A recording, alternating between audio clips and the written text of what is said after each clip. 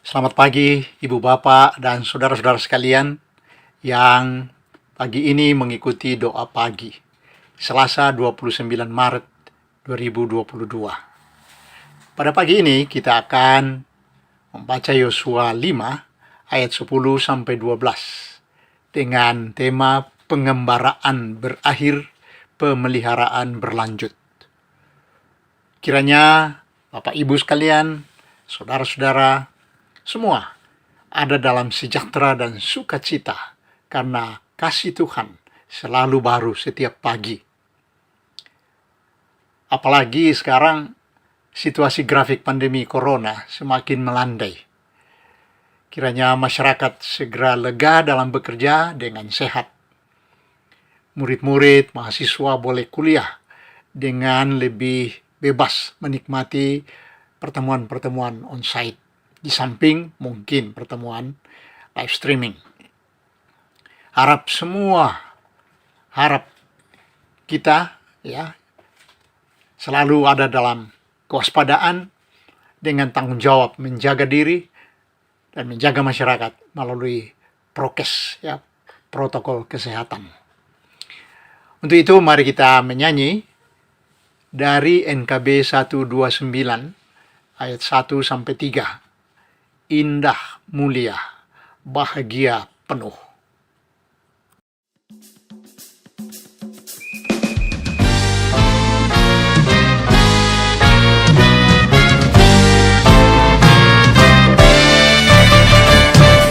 Indah, mulia, bahagia penuh, bersandarkan lengan yang kekal, damai dan berkat sungguh milikku, bersandarkan lengan yang kekal. Aman, aman, dari bencana dan sesat. Aman, aman, bersandarkan lengan yang kekal.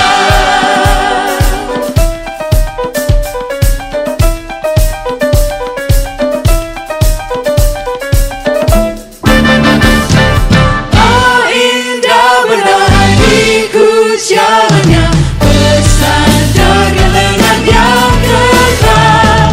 Langkahku teguh, jalanku cerah, bersandarkan lengan yang kekal. Aman, aman, dari bencana dan sesat. Aman, aman, bersandarkan lengan yang kekal.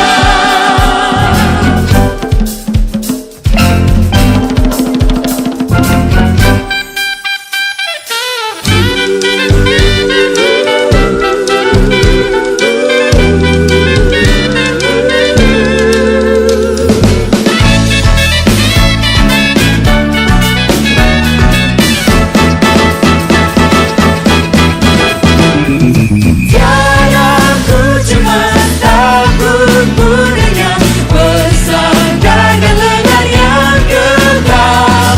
Hatiku tenang, pulih hantarnya, bersandarkan lengan yang kekal. Aman, aman, dari bencana dan sesat. Aman, aman, bersandarkan lengan yang kekal. Bersandarkan lengan yang kekal. Bersandarkan lengan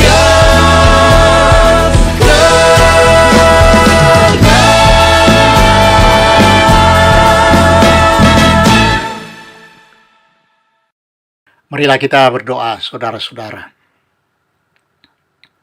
Ya Tuhan, terima kasih atas pagi ini yang dikaruniakan kepada kami semua untuk bersama-sama dalam doa pagi. Suatu cara yang kami tempuh untuk memulai segala aktivitas, segala perjuangan hidup pada hari ini.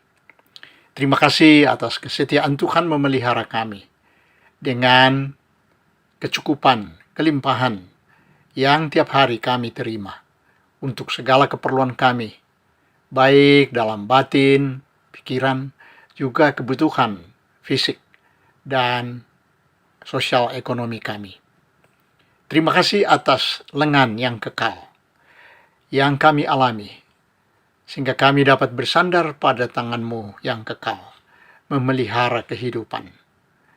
Tolonglah kami juga untuk merenungkan firman hari ini dan dapat bersuka cita melihat bagaimana Tuhan memelihara umat Israel dalam perjalanan yang diakhiri dan juga tidak mendapat manna lagi, tetapi boleh menerima hasil bumi dan makan makanan dari tanah Kanaan, tanah yang dijanjikan Tuhan. Syukur atas iman yang ada pada kami, bersandar pada lengan yang kekal, tangan Tuhan sendiri. Kami mohon dalam Kristus, Juru Selamat kami. Amin.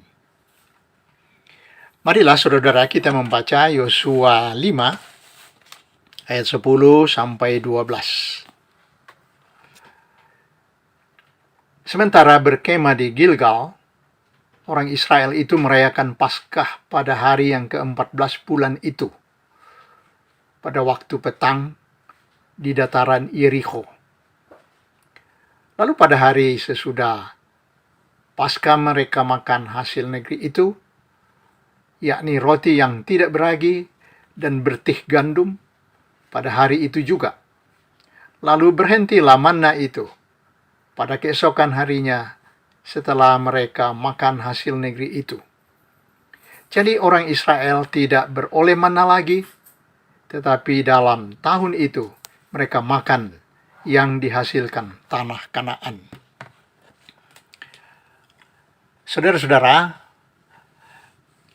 kiranya Anda dapat membaca seluruh pasal 5 ini, yaitu satu kisah bagaimana umat Israel masuk negeri perjanjian, dan di sana saudara-saudara akan merenungkan banyak hal yang sungguh dramatis. Seperti ketakutan penduduk Kanaan karena Tuhan mengeringkan air sungai Yordan untuk umat Israel, sehingga mereka bisa menyeberang. Itu ayat 1. Juga ada sunat massal yang kedua, karena orang yang berangkat dari Mesir itu sudah mati semua di gurun, dan generasi ini belum disunat. Dan masuk Kanaan itu dimulai dengan sunat massal, dikatakan sunat yang kedua. Juga diceritakan berhentinya manna dari langit, dilanjutkan dengan makan hasil bumi tanah Kanaan. Diakhirinya dengan ayat ini atau pasal ini diakhiri dengan munculnya seorang laki-laki dengan pedang yang terhunus, yang bikin Yosua kaget.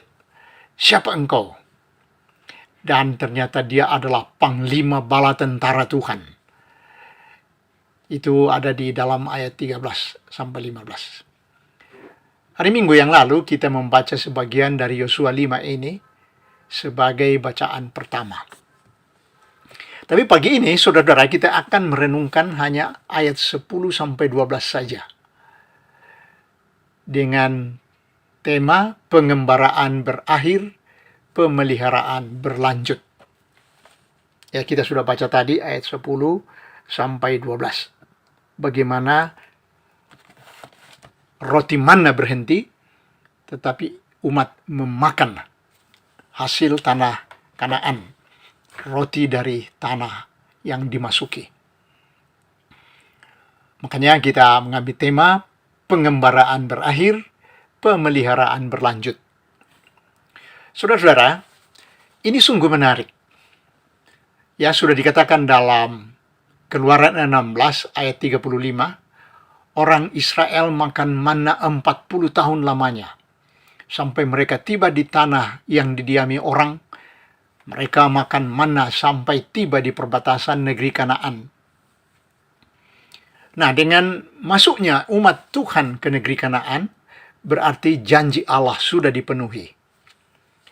Itu sudah dijanjikan kepada nenek moyang mereka ratusan tahun sebelumnya. Ya, dijanjikan kepada Abram, dijanjikan kepada Yakub, ya.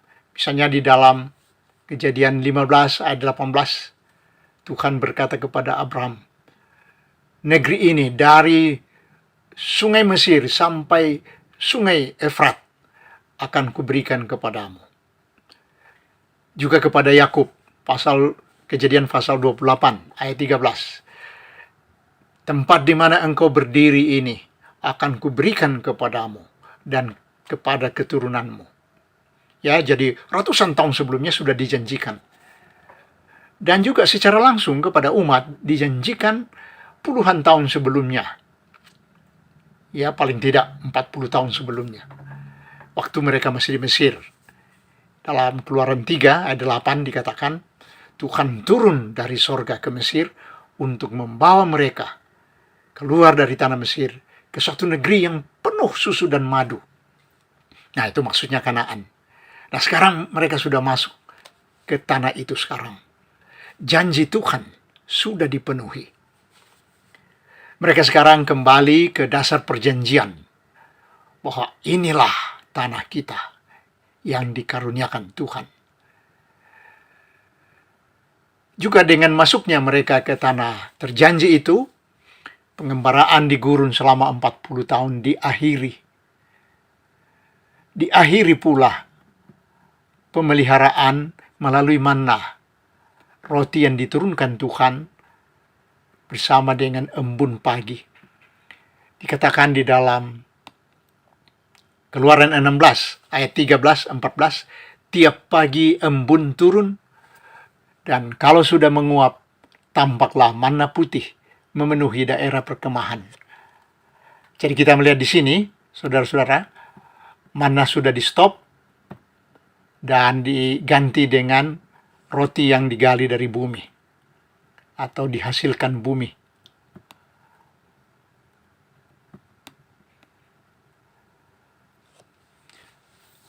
Sekarang, saudara-saudara, dalam Yosua 5 ayat 11-12 kita mendengar,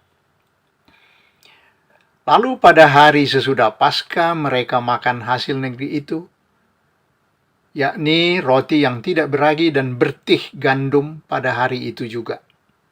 Lalu berhentilah manna itu pada keesokan harinya, setelah mereka makan hasil negeri itu. Jadi orang Israel tidak beroleh manna lagi, tetapi dalam tahun itu mereka makan yang dihasilkan tanah Kanaan. Demikianlah pengembaraan berakhir, tapi pemeliharaan kehidupan umat dilanjutkan. Mana dari udara berhenti, roti dari bumi diberikan Tuhan. Sungguh, tangan Tuhan tidak berhenti memelihara hidup mereka. Tadi kita menyanyikan NKB 129 tentang berdasarkan lengan yang kekal. Tangan Tuhan yang kekal memelihara secara tidak berkeputusan. Itu diulang-ulang terus. Indah, mulia, bahagia penuh, bersandarkan lengan yang kekal. Damai dan berkat sungguh milikku, bersandarkan lengan yang kekal. Itu ayat 1 ya. Jadi ada bahagia, ada kemuliaan, ada keindahan hidup, karena bersandar pada tangan Tuhan yang kekal, lengan yang kekal. Ayat 2 juga. Oh indah benar ikut jalannya, bersandarkan lengan yang kekal. Langkahku teguh, jalanku cerah, bersandarkan lengan yang kekal. Ya, jadi indah benar ikut jalannya. Langkah teguh, jalan cerah. Ya, karena dipimpin tangan yang kekal. Ayat 3 juga. Tiada aku cemas, takut pun enyah, bersandarkan lengan yang kekal. Hatiku tenang, dihantarnya, bersandarkan lengan yang kekal. Bersandarkan lengan yang kekal. Jadi mana tidak ada lagi tapi roti dari bumi dilimpahkan tangan Tuhan yang terus memelihara. Demikianlah kita dipelihara, saudara-saudara, sebagai umat kesayangan Tuhan dari waktu ke waktu. Jadi firman ini dan iman kita mengajarkan kepada kita pengalaman berdasar atau bersandar pada tangan Tuhan, lengan yang kekal. Saya ingat sebuah cerita waktu masih kuliah dulu dari dosen. Ada seorang namanya Gerald Muller dari Jerman, itu memimpin sebuah panti asuhan, tapi miskin. Kadang-kadang tidak ada makanan, kadang-kadang ada. Dan pada satu pagi, anak-anak sudah mau berangkat sekolah, tapi belum ada makanan. Dan Pak Muller ini mengajak anak-anak duduk meja untuk berdoa makan. Piring-piring masih kosong, gelas-gelas masih kosong. Dan Pak Muller ini dalam doa mengatakan, "Ya Bapa, terima kasih atas makanan yang diberikan hari ini." Dan sesudah berdoa, dia minta supaya anak-anak buka jendela, supaya udara masuk, segar, dan menunggu makanan. Tiba-tiba ada banyak burung yang berterbangan masuk melalui jendela. Dan itu semua kaget. Dan Pak Muller bilang, "Nah ini makanan sudah dikirim. Mari kita makan daging burung, ayam, daging burung yang digoreng." Mereka tangkap lalu menggoreng burung. Lagi makan daging burung, tiba-tiba pintu diketok. Ternyata ada seorang yang tukang susu, itu as gerobaknya patah. Maka dia tanya kepada pemilik, "Ini patah nih, gerobaknya nih, bagaimana nih?" Lalu yang punya susu mengatakan kepada tukang yang mengantar susu itu serahkan di itu aja panti asuhan yang Pak Muller itu. Jadi rupanya terkenal sekali. Nah, tukang susu ini menyerahkan susu yang mau dibawa keliling itu untuk dimakan oleh anak-anak panti asuhan. Bukan main ya. Jadi pemeliharaan tangan Tuhan tidak putus. Sehingga cerita Pak Muller ini bersama anak panti asuhan terkenal sekali sebagai cara Allah memelihara hidup.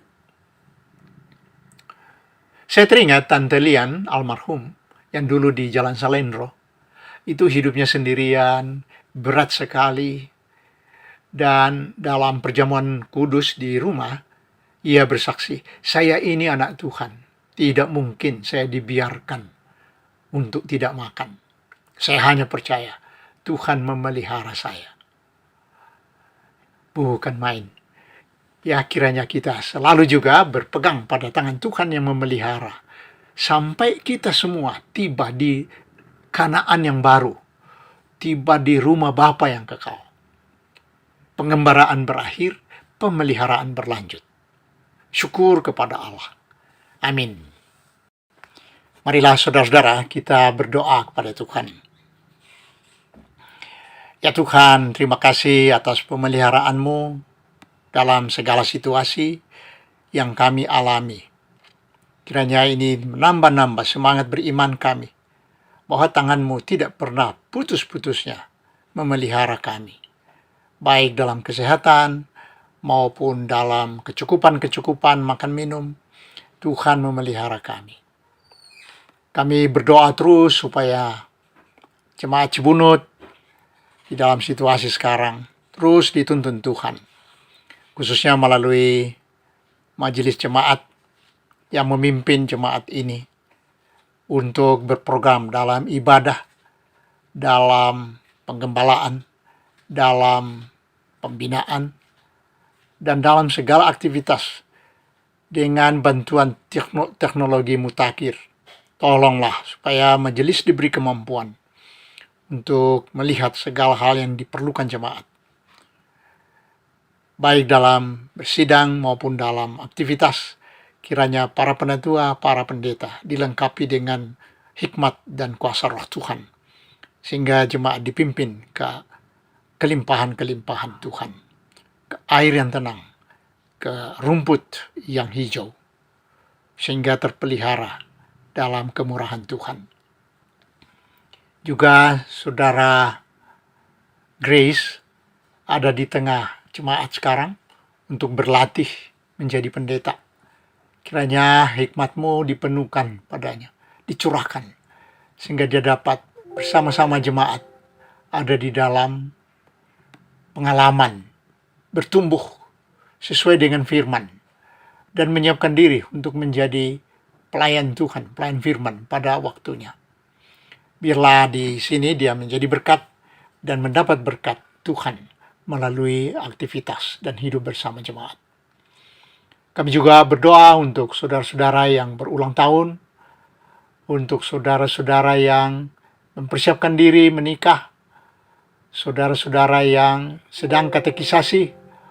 Kiranya Tuhan memberikan pada mereka kelengkapan-kelengkapan untuk menjadi anggota persekutuan yang bersaksi dan melayani.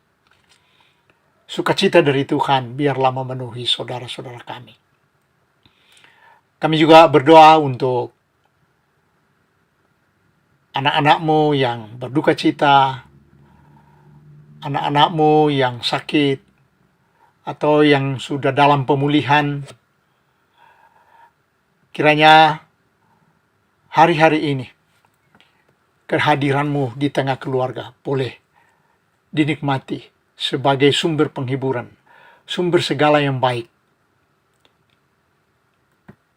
Khususnya keluarga Pak Yusak Susabda, kiranya dengan kepergian Pak Yusak, keluarga boleh merasakan kehadiran-Mu sebagai sumber sukacita, sejahtera dari Tuhan, sehingga mampu menghadapi hari-hari ini sebagai hari yang penuh penghiburan Tuhan. Terima kasih karena derita, sakit lama dan berat telah diakhiri dan pulang kepadamu menikmati persediaan kebahagiaan Tuhan yang besar sekali. Kami juga berdoa untuk orang-orang tua kami yang karena usia menjadi lemah, atau saudara-saudara yang berobat karena sakit, atau yang sudah dalam pemulihan, bahkan sudah sehat. Oh Tuhan, terima kasih. Kami sebutkan di hadapan-Mu beberapa nama, tapi mungkin ada banyak nama juga yang kami belum sebutkan.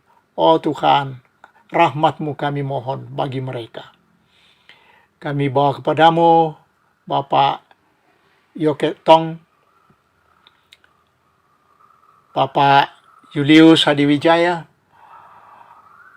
Bapak Ibu Herawati Kosasi, Ibu Trihana, Ibu Leli Handrian, Ibu Windewanto, Ibu Dorcas Lisiawati, Pak Mulia Sitohang, Ibu Lim Aimoy, Ibu Betty Suciadi, Ibu Tina Permana, Ibu Elin, Ibu Tris Karyadi, Ibu Swat Wangsa Negara, Ibu Ripka Yakin, Bapak Hadi Pratomo, Ibu Kwa Guat Eng, Ibu Gunawati, Bapak Kiki Rahadi,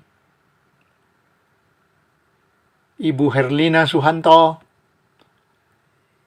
Ibu Elis Rantina, Ibu Wun Jenny Miranti,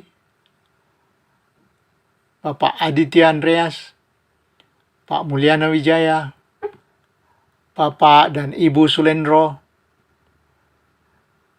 Ibu Yohana Setiarni, Bapak Semaya, Pak Budi Kiantoro. Kiranya dalam setiap pengalaman, baik pemulihan maupun masih sakit, suara Tuhan mereka dengarkan yang penuh pemeliharaan, penghiburan, penguatan, sehingga mereka semangat, mereka bergairah dalam kasih Tuhan. Kami mohon dalam Tuhan Yesus Kristus, Anak Bapa yang Maha Kasih, Bapa, terima kasih. Bapa, terima kasih.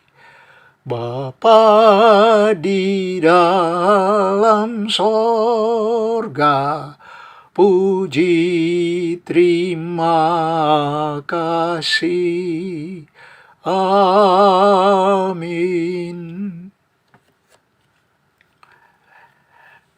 Demikianlah saudara-saudara doa pagi kita pada hari ini. Selamat beraktivitas. Salam Prapaskah Tuhan. Tuhan menaungi dan menuntun. Amin.